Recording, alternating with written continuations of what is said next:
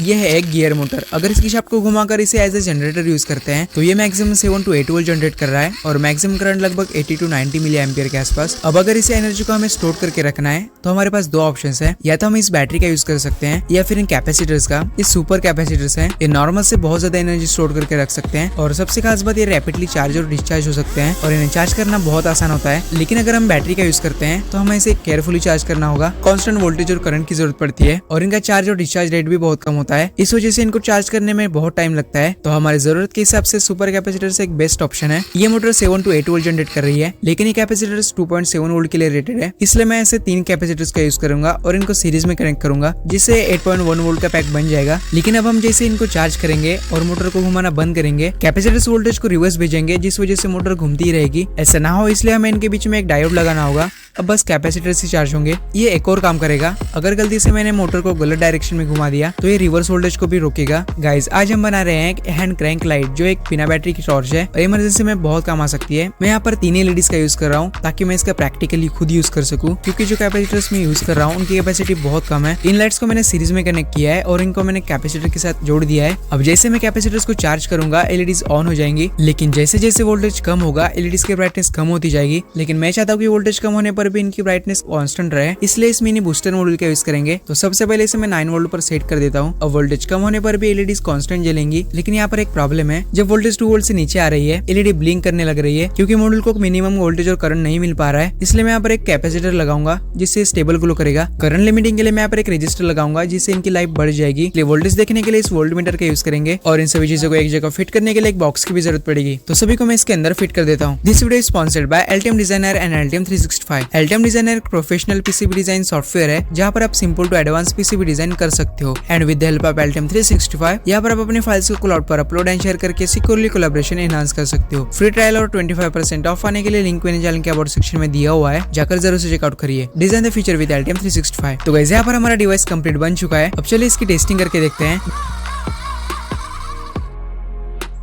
देख सकते हो ये काफी अच्छे से वर्क कर रहा है, ब्राइटनेस भी काफी अच्छी है। इससे 90% चार्ज करने पर ये 1 मिनट के ऊपर बैकअप दे रहा है, क्योंकि हमने वोल्ट मीटर को भी ऑन करके रखा है तो आधी एनर्जी वोल्ट मीटर ही कंज्यूम कर रहा है। अगर वोल्ट मीटर को ऑफ करके इसे चलाते हैं तो ये 2 मिनट के ऊपर बैकअप देता है। कैसा कोई गैजेट कैसा लगा मुझे कमेंट करके बताना, और आपको ये वीडियो अच्छा लगा हो तो इस वीडियो को लाइक भी कर देना।